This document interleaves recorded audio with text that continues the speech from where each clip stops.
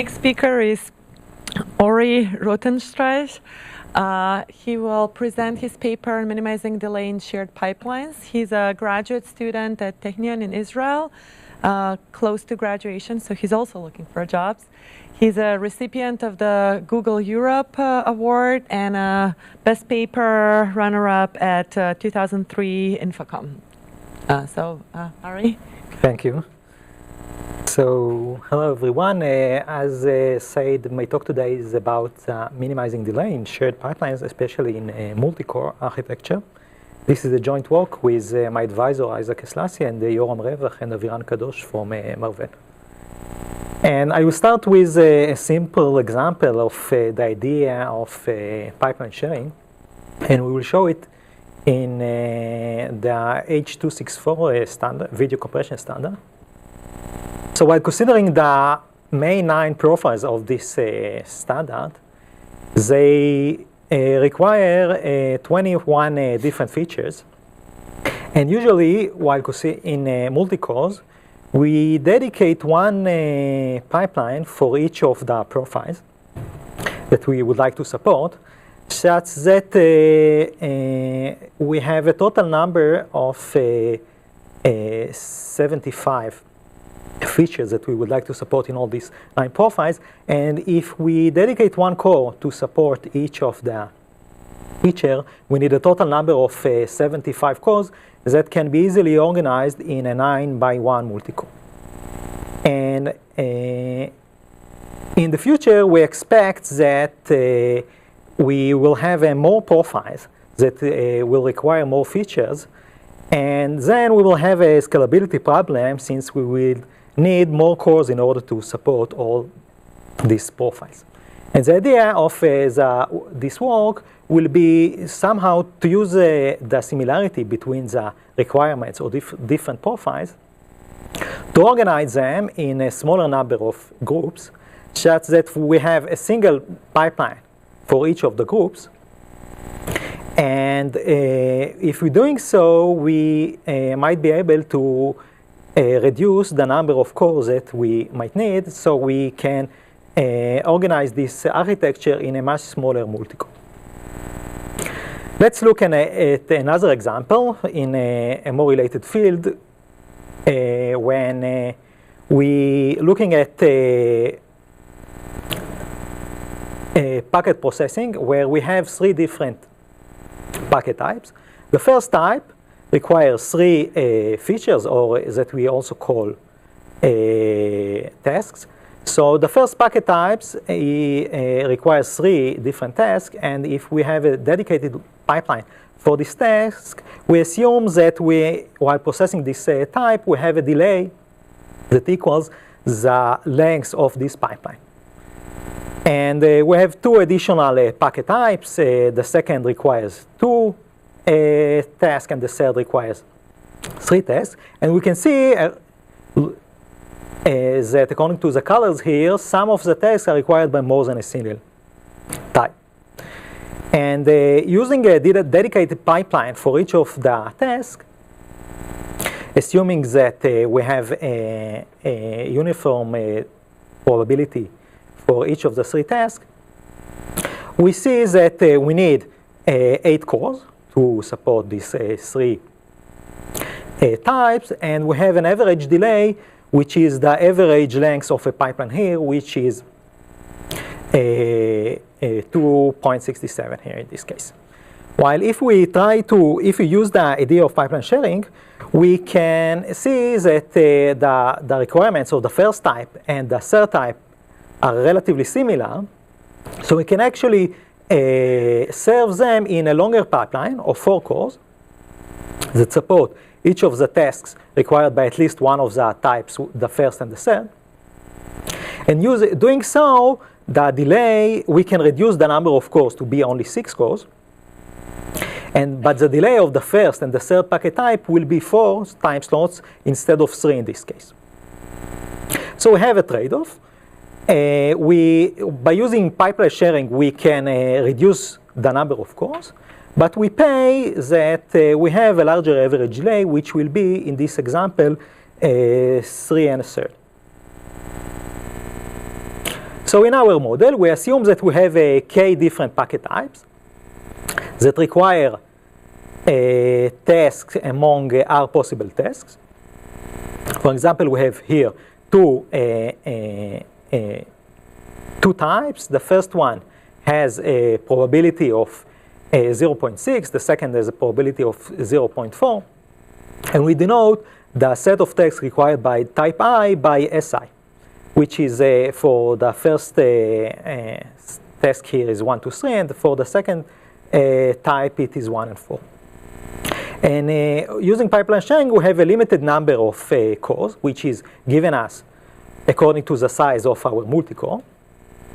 And we again assume that each core can serve only one task, which can be in any arbitrary task. And we would like to divide the cores into pipelines such that the delay of the pipeline is minimized. And this is the optimization problem that we would like to consider. While in order to minimize the average delay, given a limited number of cores. So given a specific number of the cores n, we denote by T opt of n the minimal possible average delay. So let's look at some general properties of this optimization problem. And here we look at a graph that presents the value of the average delay as a function of the number of cores. First, we can see that if we have more cores, we can reduce the value of the average delay. And we can see that we need a number of cores that equals to the number of different tasks required by the packet types. And since each of the core can serve only one task, we need at least the presented number of cores. And we can also see a lower bound of on the average delay, which is obtained when each of the types is served in a dedicated pipeline. And in order to obtain this minimal possible average delay, we need, as said, a number of cores that equals the sums of the sizes of the different sets of required tasks. Let's look about how many possible solutions that we might have while sharing the pipelines between the different types. So we can look at the problem as the number of options that we have to divide k, which is the number of packet types, k colored balls, into d distinct bins, where d is the number of pipelines in our solution. So since we might consider a number of pipelines in our solution which is between 1 that we will have in the case that we have only one long pipeline that serves all the packet types, and the number of maximal packet types, the maximal number of pipelines will be the number of types in our input. So the total number of solution is given by the presented term of g of k. And if we look at the simple examples for which we have 3 packet types, we can see that we might have a single solution with only one pipeline that serves all the 3 types. We can see that we also can have 3 different solutions with 2 pipelines, since we might select the packet type that is served separately. And we can also see that we have another additional solution, another single solution, for which we have 3 different pipelines, one for each of the cores. So in this case, the total number of solutions for the problem will be 5. Another observation that we can have is the fact that if we can divide our set of tasks into 2 disjoint sets, we should not have any pipeline in our solution that serve 2 tasks, one from each of these 2 tasks. Since if we have one pipeline, we can divide it into 2 shorter pipelines according to the different tasks required by each of the types in our input. So this was the problem itself, and we will try to suggest an optimal algorithm that will minimize the average delay for a specific input. And we will present an algorithm that can do it for an input that preserve a specific property. So let's see when we can suggest this optimal algorithm. So we assume that each of the tasks required in the input has the following form: the set of tasks required by the ice packet type is the first xi task among the r possible tasks. For instance, we have here 3 packet types. The first requires one task, which is the task number 1. The second requires the first 3 tasks. And the last third type requires the 5 first tasks among the 5 possible tasks in this case. And we assume that the packet types are ordered such that xj is at least xi whenever j is larger than I.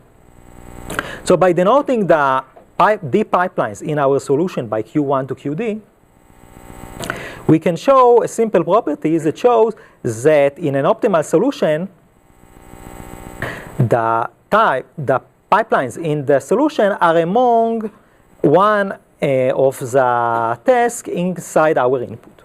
So it won't be any union of several sets of tasks, but it will be indeed one of them. Another property that we can show is that while considering the set of tasks in the mentioned order, and if we again have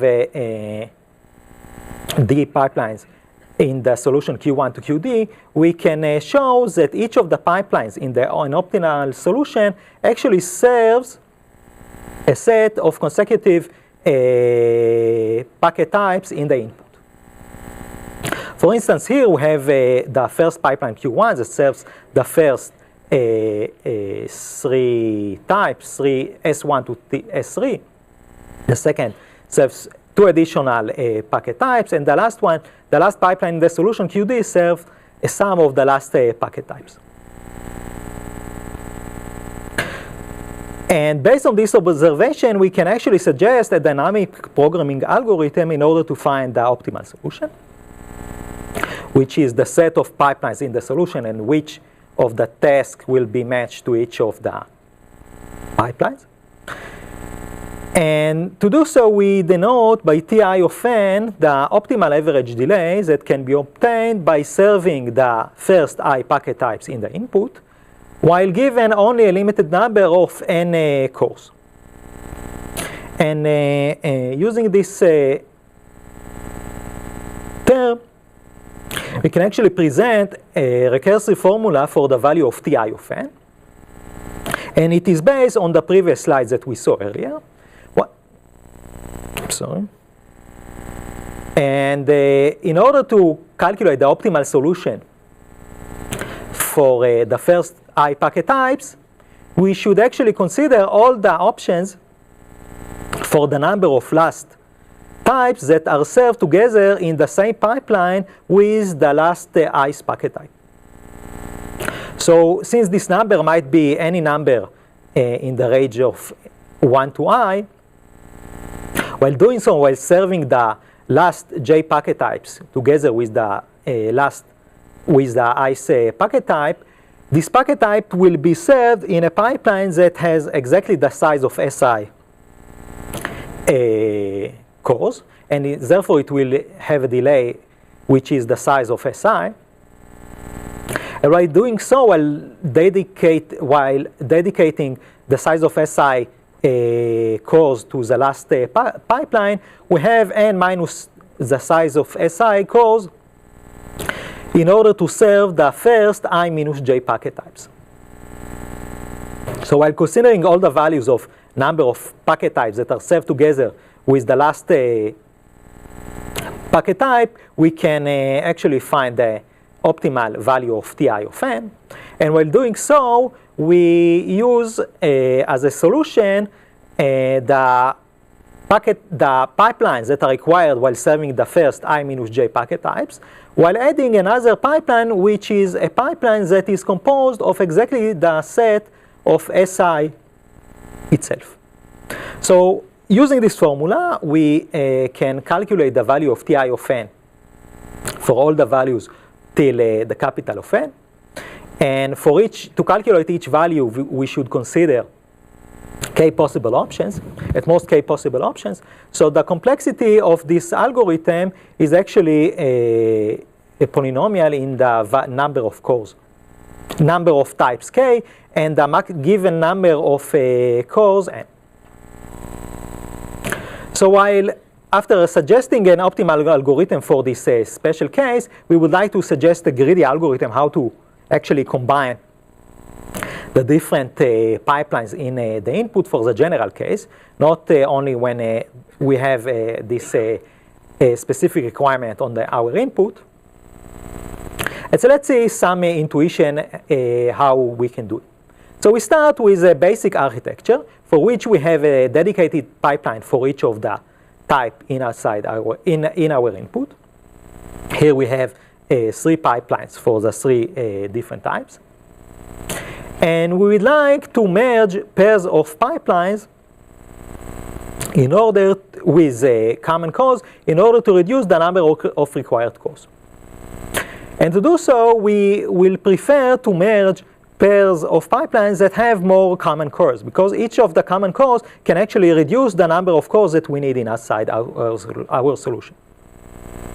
For instance, looking at the pair of the first packet types, we can see that they have 1 core in common. So if we combine them, instead of 8 cores, we will need only 7 cores, reducing this number only by 1.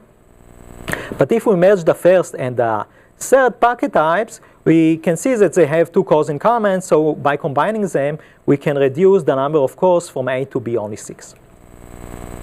But we would also prefer to merge pairs of pipelines which have less non-common cores, because each non-common cause will actually increase our obtained average delay.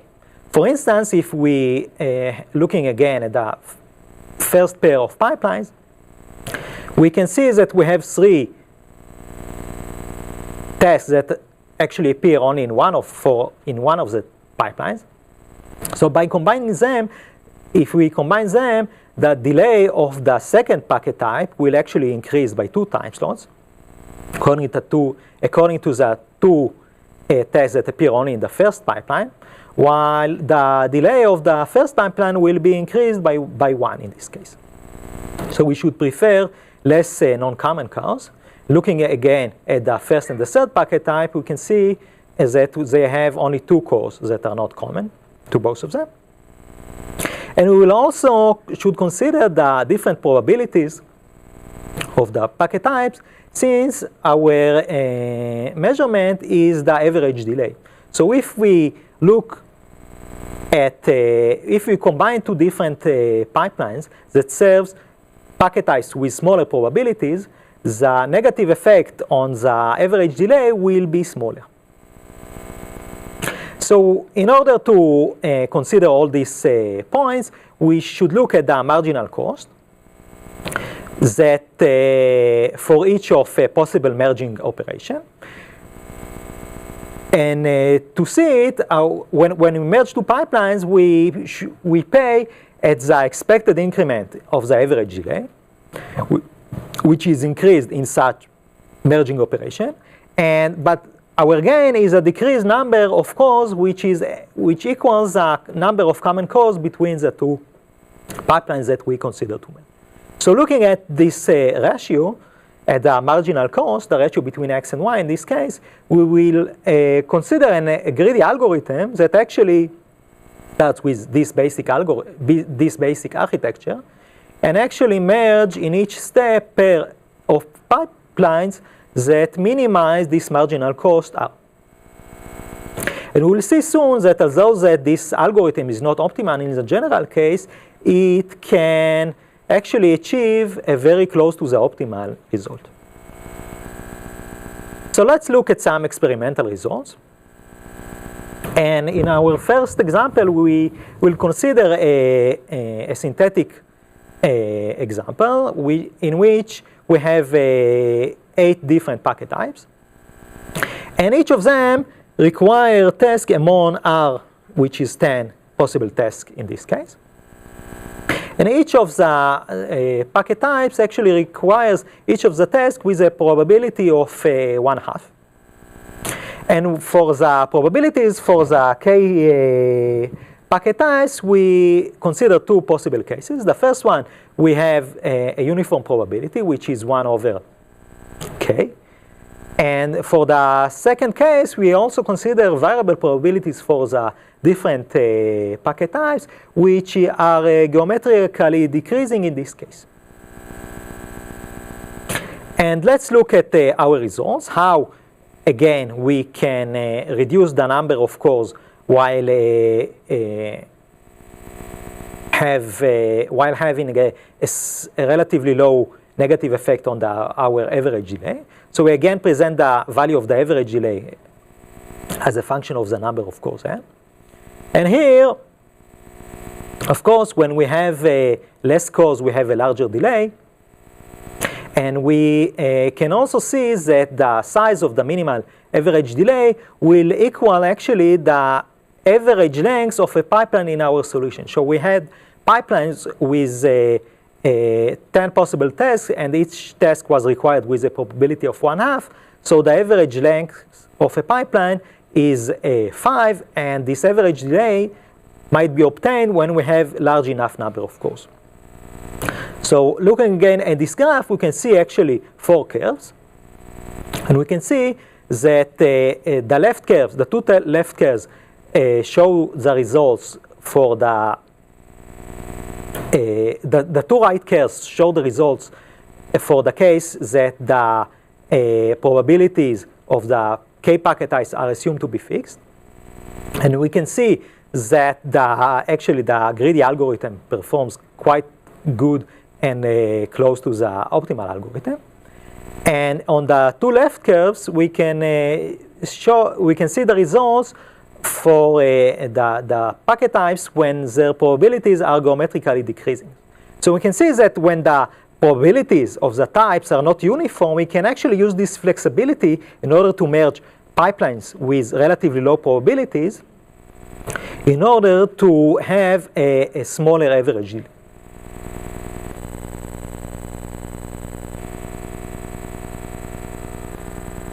So let's look at some summary of these results, and we present the average delay. And the first line of this table, we present the value of the average delay while considering the different values of the number of cores.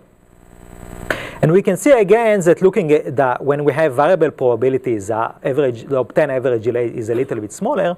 And in most cases, the value of the greedy algorithm, the value of the delay obtained by the greedy algorithm is very close to what we can obtain in the optimal algorithm. In this case, it is at least about only 2% larger.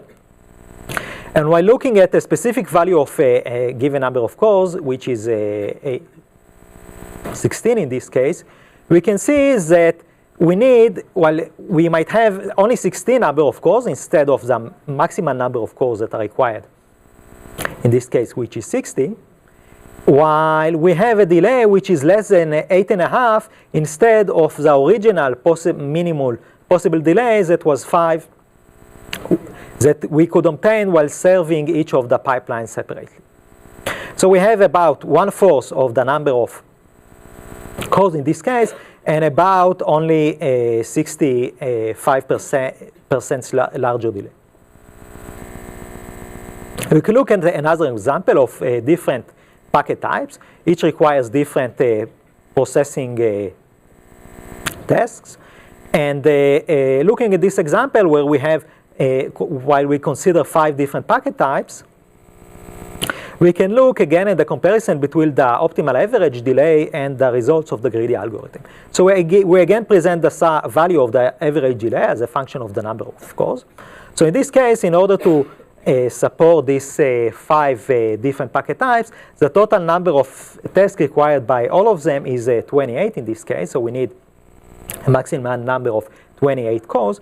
And the greedy algorithm actually starts with a basic architecture with 5 pipelines and start merging the pipelines in order to reduce the number of cores. So it reduces to 24, 20, and so on, till the final architecture of only 11 cores.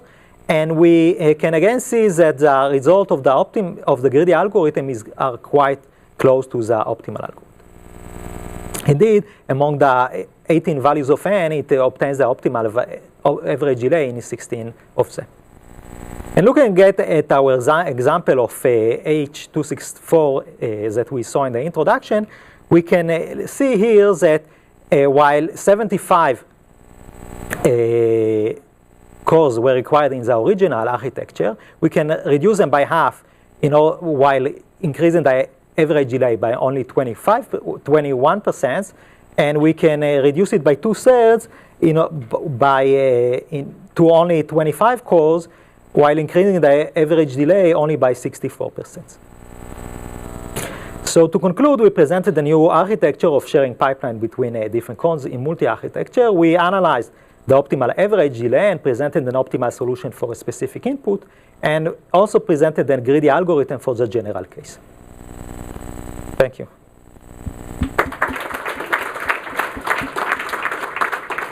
Thank you. We have time for a couple of short questions. Interesting paper. I was wondering if you have characterized the computational complexity of solving the general case optimally. Is that again? Have you characterized the computational complexity of solving the general case? You provided an optimum algorithm for a special case, right? Right. We assume that it is NP-hard, but we didn't prove it yet. But actually, we also considered a similar problem while we consider, instead of considering the average delay, we consider the maximal delay, which is the worst case delay. And for this problem, we actually can show that it is NP-hard. But we are not sure about this specific problem of the average delay. Thank you. Very interesting talk. My question is, you define the delay of the packet type to be the number of pipeline stages. Have you considered the delay for transmitting packets from one pipeline stage to another?